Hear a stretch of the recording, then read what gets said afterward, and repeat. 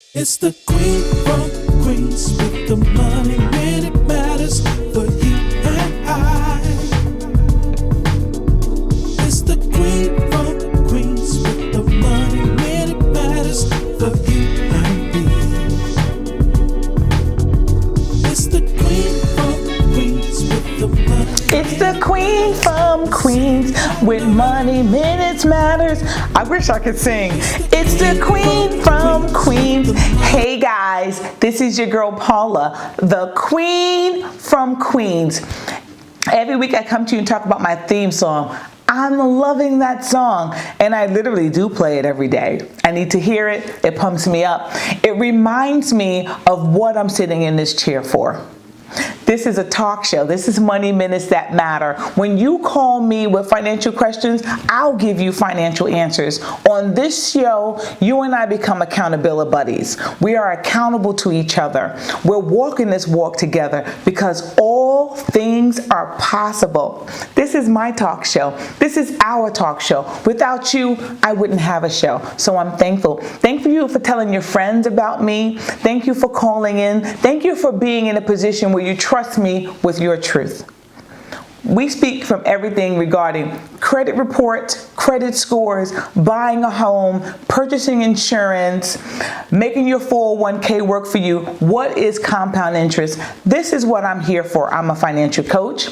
I am a nurse anesthetist. I am a registered nurse licensed to give anesthesia. So I bring to you a plethora of information. Why? Because I love you.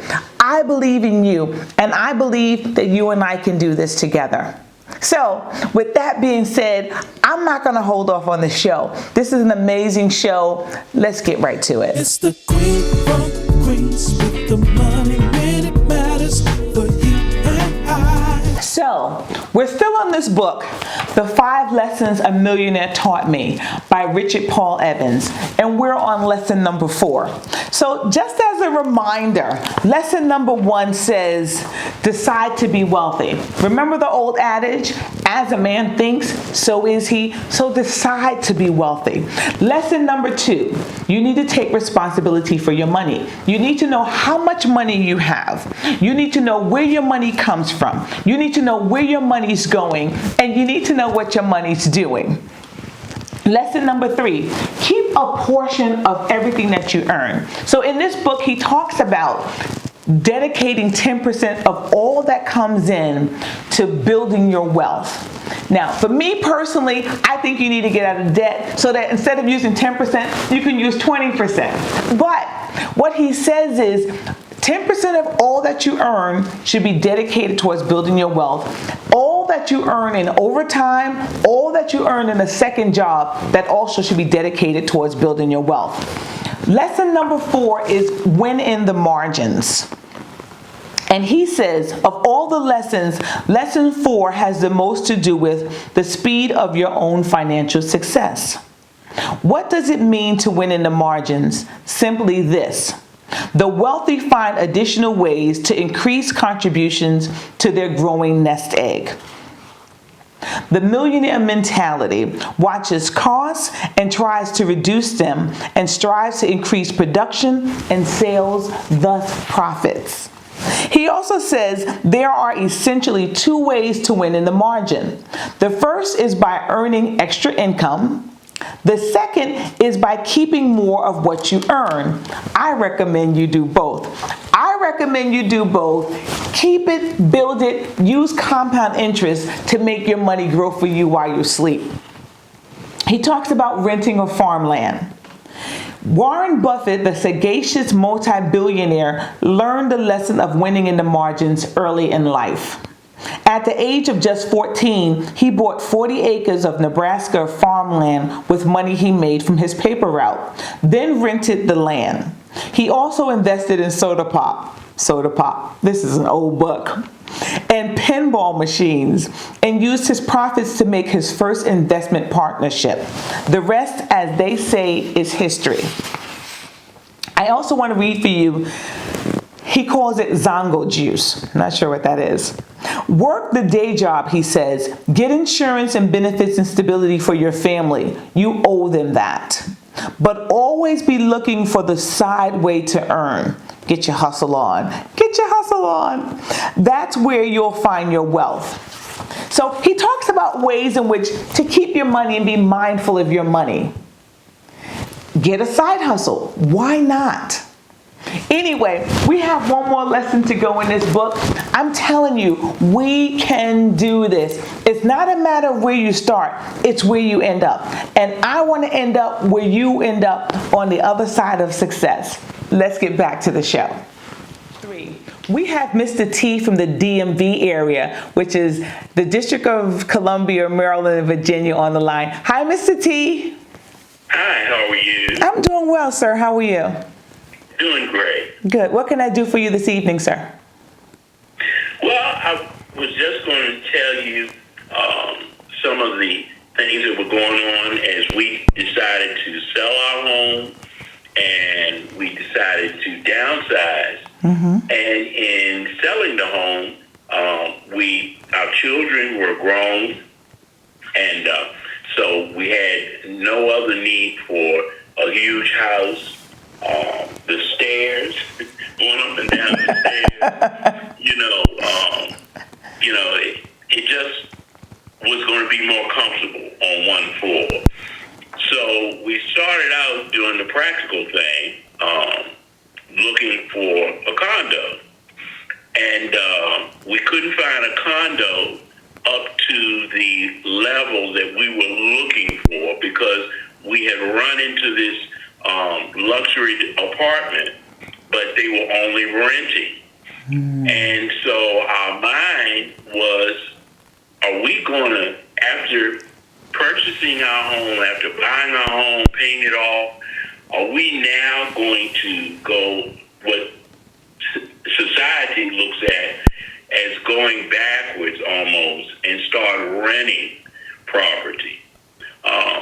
But we had worked for close to 50 years. And so it was time for us to do what we want to do. And we don't have to answer to anybody, including our children. And so we decided to move into the rental property. Like I said, the condos that we were seeing, they weren't up to the level that the rental property was.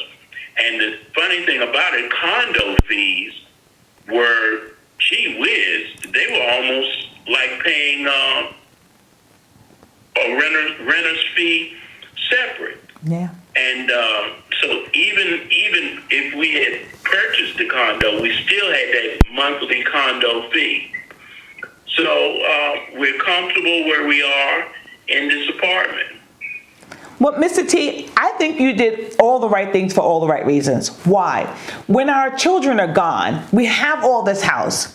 So even if you paid it off, you still have the expenses of whether it be the upkeep of it, the maintenance, the fuel, the electric. You're still heating the entire house, not including the gutters, not including the yard work, not including the stairs. So those are a lot of factors to take into consideration. So I'm glad you took what's good for you and your wife. Yes, my bride of 36 years. Yes, I love that. Congratulations. But you are the ones to be considered because you've raised your children. Your children are grown. They get to make independent decisions, and you got to focus on your future. So, Mr. T, how old are you, sir? I'll be 73 next month. Oh, happy birthday in advance. Mr. T, I think you did all the right things. And I don't care what society says. There's nothing wrong with renting. Renting is a good time to make a transition because you need to know, one, where you are, where you need to be, how your finances look. There's nothing wrong with renting in the interim. Do you want to buy a home and be stuck in the climate that you don't want to be in? Do you want to be closer to your grandchildren? Do you want to move somewhere where it's warm by the water? You get to make those decisions because you're renting. So I think renting is a smart idea. Now, let me ask you this. Are you and your bride of 36 years, are you guys comfortable financially? Is everything taken care of? No debt? No, lavish vacations that you're paying for in credit card? How does that work for you? Well, before COVID set in, I was paying on what was going to be our 36th wedding anniversary trip, all inclusive, 5 days, 4 nights in Jamaica. Yes. But yeah, with COVID and it being a red light in Jamaica, that's been put on hold. So we'll do that probably for our 37th wedding anniversary. And we have 1 or 2 credit cards. Okay. Our car is paid off. Okay. Like I said, we sold the house, so we have a substantial amount of savings put up. And what we've done, we've invested about half of our savings into CDs. And we're looking for 1 or 2 more small investments so that our capital can continue to grow. Well, I got to tell you, Mr. T, I like everything that you're saying. I don't like the credit card, but I do like the fact that you're paying for vacations for you and your bride in cash. And there's nothing wrong with the layaway plan. I still use it. When I grew up in New York City, we didn't have a choice. My dad would put down a small amount of money on our summer clothes and pay for it incrementally. I still use a layaway plan. I get an installment plan for everything. That way I'm paying in cash. So I love that you're doing that. I don't love the credit cards only because as long as you have debt, you're paying interest to the banks and they're taking some of your money away. I love CDs, and at your stage and your age of the game, you need to be secure. I don't want to see you in the stock market where you're investing a half in any parts of your income, because you need to be in this position where your money's secure for you when you need it. When you put it in a market, that's a risk. And when you take a risk, you could potentially lose. And because you don't have income coming in, you don't have years in which to make it back. I prefer that you're in a secure investment. So I've got an annuity coming in, and then there's Social Security. So I do have something coming in, every month, thank God. Yes. It's just, and paying off this credit card.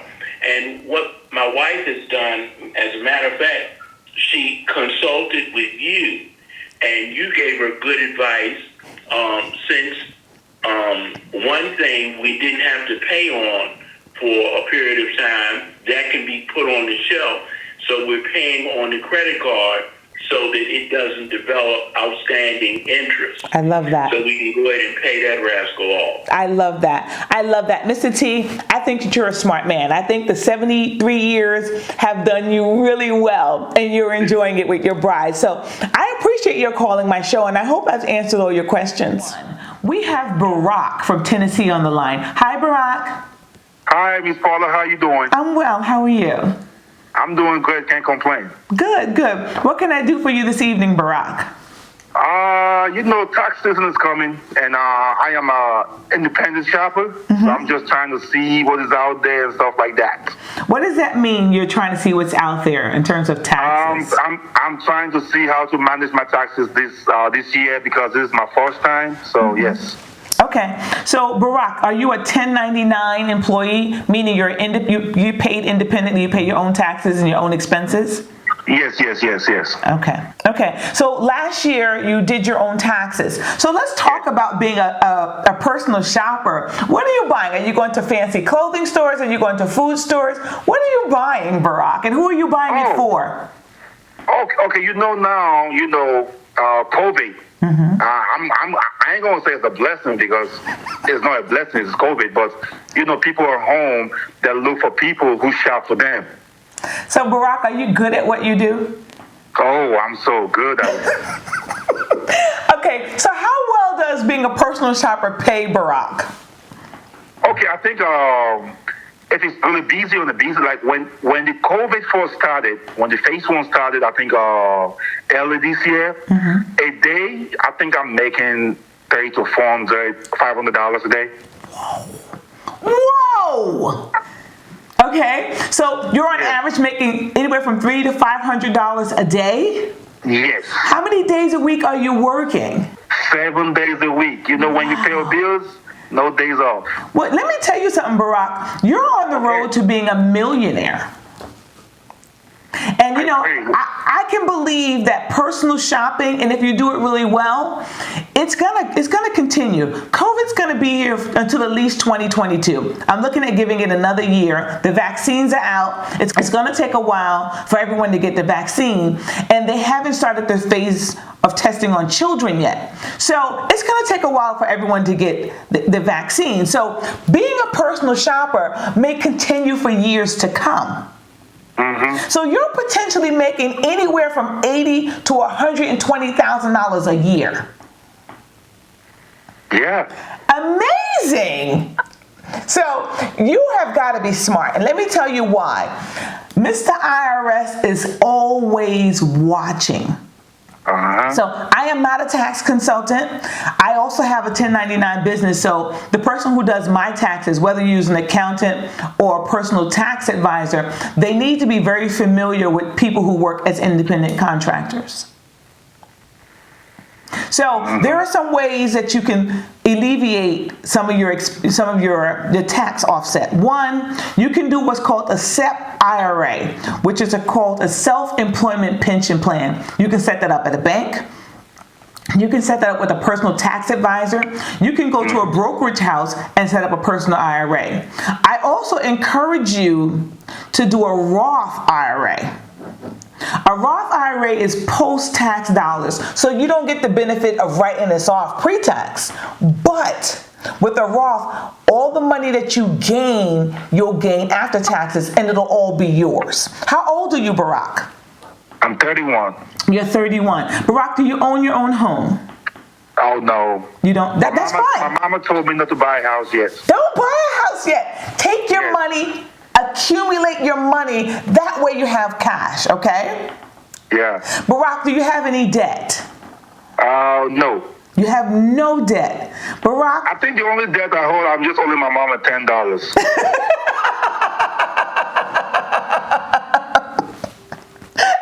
Well, it sounds to me like you're a person who's well knowledgeable about how to manage money.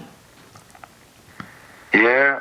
Yeah. So let me strongly encourage you. One, you've got to find a good financial advisor or a tax consultant. How can I find one, please? Okay. Well, I can give you some recommendations, or I can give you some suggestions. But you need to talk to people who've used them. You need to ask for references. You need to look them up at the Better Business Bureau. You need to ensure that these people are working as fiduciaries, which means they have your interests at heart. Okay. So I also suggest that you keep a close accounting of the mileage that you use. Uh-huh. You also need to keep a close accounting of any expenses that you incur, gas, damage to your car, any repairs, all of that can be deducted, as well as your cell phone usage, as well as if you buy any particular type of clothing or gear to use, like big pockets or something, or some kind of huge shopping cart. If you use any of those things, then those things are all tax deductible. Okay. So that's how you win. And I'm very proud of you. Like I'm reading the book called The 5 Things a Millionaire Taught Me, which I encourage you to get, because it teaches you how to keep your money and to make your money grow for you. Oh, wow. Yeah. I'm excited for you, Barack. Oh, thank you very much. Okay. So let me encourage you to stay in touch. Keep winning, keep making the money, and make your money grow for you, Barack. Most importantly, what kind of car do you drive, Barack? Oh, I drive a 2017 Ford. 2017 Ford. Is it paid off? Oh, it's not paid off.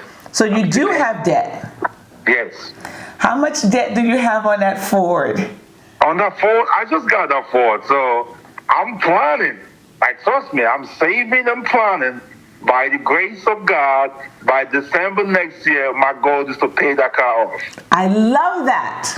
Because the longer you have the car, the more money you pay in interest, the more the bank gains, and the more you lose. That's what my mama told me the first day I got the car when I went home. Okay. Talked to her about it, and she just explained everything to me. Listen, Barack, I think you're doing the right thing. Find a good financial advisor, find a good tax consultant, read and continue watching my show. But read on how to make your money work for you, because right now, although the nation's economy sucks, the stock market is flying off the shelf. It's fire. We have Sarah from Oakland Park, Florida on the line. Hi, Sarah. Hi, Paula. How are you? I'm good. How are you? I'm doing well. What can I do for you today? I got your YouTube channel from one of my friends, and I was just wondering if you could help me answer a few questions. Sure. So, what do you think is the easiest and fastest way to pay down debt, or the most advantageous way to pay down debt? Okay. That's an easy question. Just pay it off. Okay. Sarah, let's talk about you. How old are you, Sarah? I'm 44. You're 44. And what's your family structure? I'm sorry? What's your family structure? I'm a single parent with 2 sons, preteen. Okay. And single parents, preteen, raising them in Oakland Park, Florida. Okay. So, Sarah, tell me, how much debt do you have? Right now, about $65,000. Not a lot, but more than I want. $65,000 is not a lot? No, it's not a lot in comparison to other people that are in my demographic, I guess I could say. Okay. So what would be a lot for you, Sarah? A lot would be something in excess of $100,000 or $200,000, something that I couldn't see how I could feasibly pay off quickly. Well, let me tell you, I love what you're saying, and I love what you're doing. But for me, $600 is a lot of debt. Everybody's different, but I'm not rolling in the dough, maybe like you. But for me, any debt month to month where I'm giving my money away, it angers me. So I want to get you angry, because if you're angry, you're going to roll with me. We're going to fight together, okay? Yes, ma'am. Yes, ma'am. So tell me, what's the $65,000 makeup? Is it student loan, car debt, credit cards? What are we looking at? There's a combination of all three. I have about $30,000 in student loan debt, and then my car note is about $15,000, and then credit card debt, which is only about $5,000 or $6,000, if that, not even. Okay, so that only makes up $50,000. We're short about $15,000. I kind of over-exaggerated a little. Okay. So your debt's about $50,000. Yes. Oh, well, see, that sounds a little more workable to me, because you just gained $15,000 of debt. True. Okay. What's your credit score, Sarah?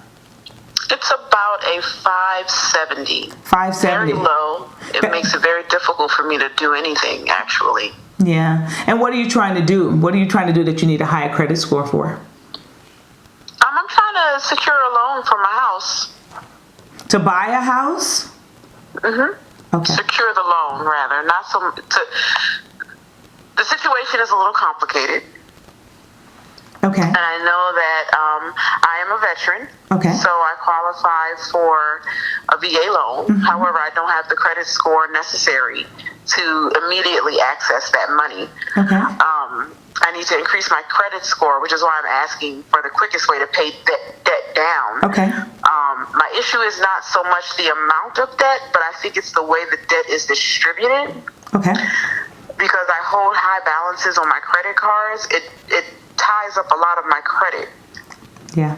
Yeah. And what you're saying to me is there are 5 factors that make up a credit score, right? You have repayment history. How well do you pay it back? That's 35%. Are you paying back the money on time, paying more to the minimums, et cetera, et cetera? So that's your repayment history. How much do you owe? And the rule is you don't want to owe more than 30% of what's available to you. Correct. So if you have $10,000 of credit card available to you, do you owe more than $3,000? And if you're owing 50% or 70%, they're saying that you're a high risk. Why would I give her more money to manage if she's not managing what she has available very well? 15% of that talks about my exact situation. Yeah. So then your length of your history. How long have you had credit history? That's 15%. New credit applications That's 10%. And then your types of credit, whether it be revolving debt or whether it be structured loans like car payments, student loans, houses. So all those things are factors. And in addition to that, with the VA loan, you have to have responsibilities in terms of how much you're putting down to avoid PMI or being in a position where you can opt out of PMI depending on your status.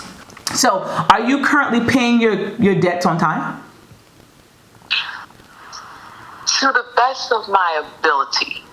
What does that mean? It means I don't always remember to pay them at the exact time that they're due. Okay. But I try my best to pay them within the cycle, the 30-day cycle. Okay. Now, do you do online bill pay? For some things, yes. Why not for everything? I don't know. Okay, so there are ways to pay back. There are no quick get out of credit debt schemes. There are none. All those, wrapping all your debt up into one monthly cost through some credit bureau, you're paying them each month that you write a check to them. They're negotiating your balance down, but that also impacts your credit score. Because what that's telling the credit bureaus is maybe she doesn't function well in paying her own debt. She needs someone to structure that for her. So that also impacts your credit score, right? Secondly, a lot of credit industries, credit cards, car payments, everyone wants to dip into your account. And I'm sure you've gotten an offer that says, we'll take out your payment for you on the 10th of every month. The thing with that is they're only going to take out the minimum. So you feel secure that you're always paying it on time, but they're only taking out the minimum, which means they're gaining the maximum amount of interest from you. So I don't recommend that. What I do each time is I do online bill pay. At least a week before my paycheck comes in, if I get paid on a Friday, on Monday, everything goes out, and I set that up 4 or 5 days before. So I'm never late. I never miss a payment. I watch my accounts via my apps every day, so I know what's going on, because we do forget. Your car is $15,000. What year is your car? It's a 2015. It's a 2015 Chevy. Perfect. That's a perfect car. It's going to last you for the next 7, 8, 9, 10 years. So that's perfect. You just got to get it paid off. And then your student loan debt is $30,000. When did you finish school, Sarah? 2017. 2017. So this is all really, really fresh. Yes. And that's not bad. What industry do you work in? I'm in the healthcare industry. You're in healthcare. And as you probably know, registered nurses who've called into my show, average debt is about $60,000.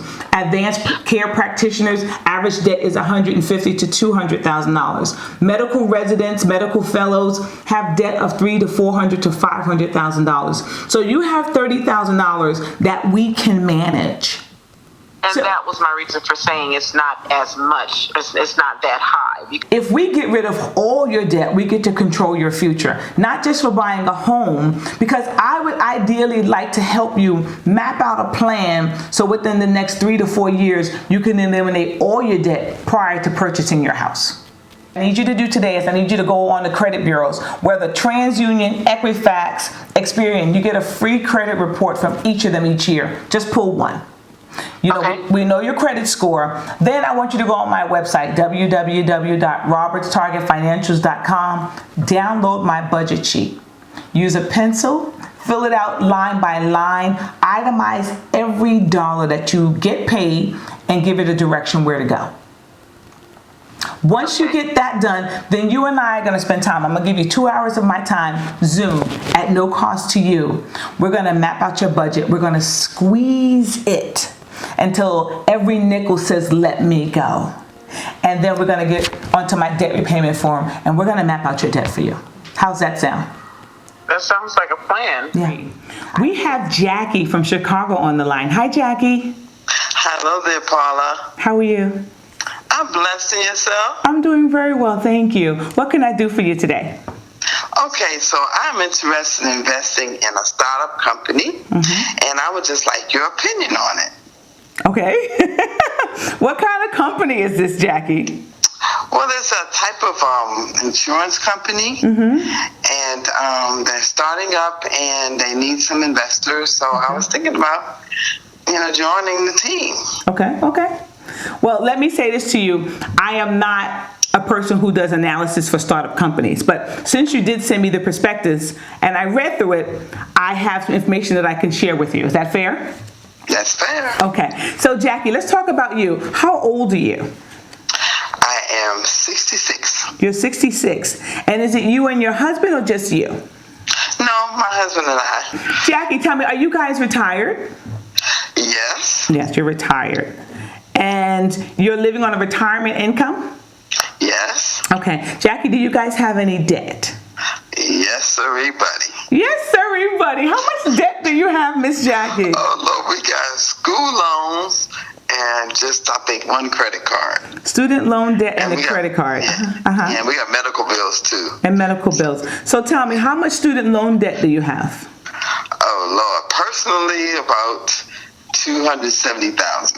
$270,000. And you're retired? Yes. Okay. And how much credit card debt do you have? About $10,000. $10,000. And how much medical debt do you have? Probably about $3,000. $3,000. So, Miss Jackie, you have almost $300,000 in debt. Yeah, that's what it sounds like. Okay. So, you guys are empty nesters. All the children are gone. We just got one temporarily at home. One train. I have them that they come marching in and out. I know who those are. Okay. So tell me, if you have $300,000 in debt, and in reading the prospectus from this company, so they're looking for angel investors at $2,000 a share, and they're looking to sell a block of 50 shares within the next several weeks in order to have capital to pay law expenses, legal advisors, they're saying, as well as trying to get the company to go through SEC, and those sorts of things. So angel investors, and in reading the prospectus, it's saying it's going to take at least 2 years to go through the legal process before they can form the company. So this is called a pre-formation investment. Are you aware of that? Yes, I am. Okay. And you recognize after that 18 months to 2 years, they're then going to go back and do more selling of shares to build up more capital. Are you aware of that? Yes. Yeah. Okay. And then also in reading this, what they were saying was they give you first option as an investor for subscriptions to purchase additional stocks. Okay. Yeah, that was on the third page, the lower third of it. And then also it says something about you could potentially gain 500% of what you've invested. But as an insurance company, they may not distribute dividends to shareholders for up to the first 5 years of operations after the formation and capitalization. So the money that you invest, you may not see any parts of it for the next 7 years. Are you aware of that? Yes. You are aware of that. Okay. So how many shares are you looking to buy? Just one. One share. So you're going to buy one share for $2,000? Right. Mm-hmm. Okay. And hubby's in agreement with this? Yes. Okay. Well, yeah, we're still praying on it because the Lord said, no, we ain't doing it. Yeah, I know how those messages come across. But that's what they've offered, and that's what we were going to do. And you were on a webinar with them, a Zoom webinar recently? Yes, I was. Mm-hmm. Okay. And you know these people personally, or how did you get involved with this investment group? Just one of them. You know one of them. Okay. Yes. Now, have you done any research on them? Have you looked at who they are, their professional backgrounds, what their involvement is, how much capital they have that they're contributing themselves?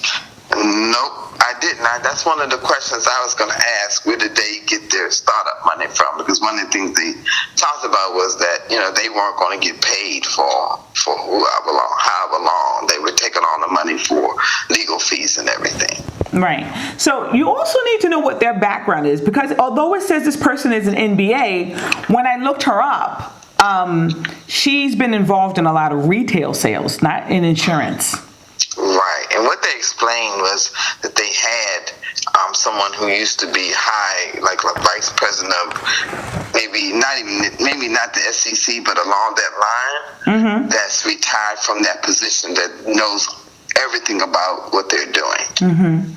I did read that, and what it said was they're looking to get people who have experience in the insurance industry to go on their board of this company. But all of that says there's a lot of probabilities in here. There's a lot of potentials and probabilities. There are no definites here. Right. So I think it's fine to invest, but there are some rules to investing, right? One, you need to be out of debt.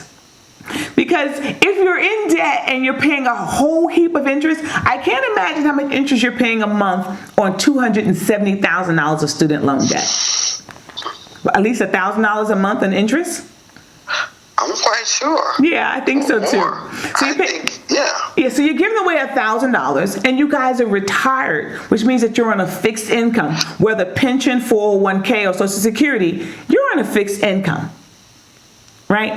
And then also in your retirement, are you in a position to wait for another 8 to 10 years to get your money back? No, I guess I didn't look at it from that standpoint. I just thought about, what their goals were. So, and I understand you want to support angel companies, and I do too. And it's so important that we invest in communities of people that we believe in. Right. But we can't take a risk, because another rule for me is any money that you invest, you have to be in a position to completely lose. Okay. And it doesn't sound to me like you guys may have a nest egg that you're living off of, but you're only 65, right? You're only 66. You're only 66. And if you live for another 24 years, because the average life expectancy for a healthy individual is 90 years old, can you support your lifestyle for the next 24 years? Not the way I'm living right now. Lord. Well, I don't know how you're living if you're going on cruises or you're jet setting all around the world. But I need you to evaluate that. I need you to evaluate where you are presently, what your goals are for the next 5, 10, 20 years. Because are you going back to work? Oh, no. Look at your monthly expenses. Let's say if they're $3,000, $4,000, $5,000 a month. If it's that amount of money per month, if it's $4,000 per month times 12 months, that's $50,000 a year. $50,000 a year times 20 years, it's a lot of money. So we're looking at $1 million that you're going to need for the next 20 years. Right? Yeah. So whether that's Social Security or pension, if you have an annuity, or 401k, you got a lot of money you need to have stashed away so that you can live for 24 healthy years. You may even live to 100. Yeah, well, we're planning on 120 each. So listen, I'm not mad at you, but you don't want to be a burden on your children. Oh no, not at all. You don't want to be a burden. So if that's the case, I think investing in a lot of uncertainty is not where you need to be at this point. Okay. You just bust my bubble, but that's okay. I didn't mean to burst your bubble, but that's okay. If you're trusting me to call me, then I've got to give you an honest answer. I appreciate honesty. This is what I'm talking about. It is all about empowering us. This is our day. This is our time. We're getting rid of 2020 and we're opening up the door for 2021.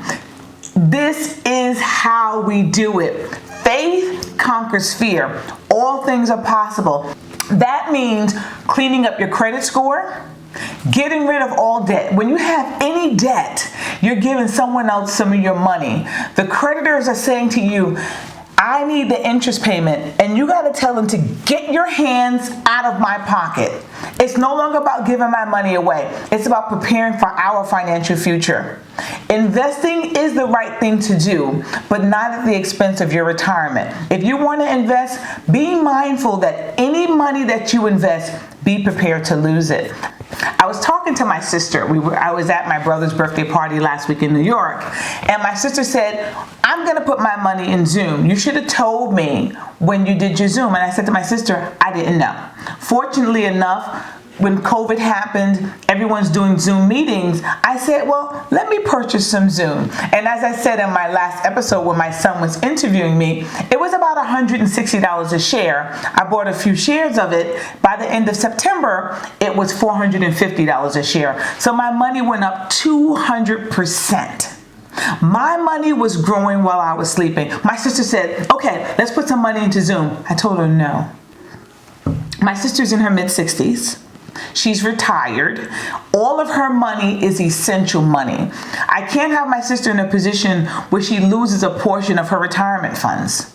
That's not how you safely invest. Investments are for the long run. I don't tell anyone how to invest and what to invest in. I just say to them, it's a gamble. And if you're going to do it, be in a position where you can afford to lose it.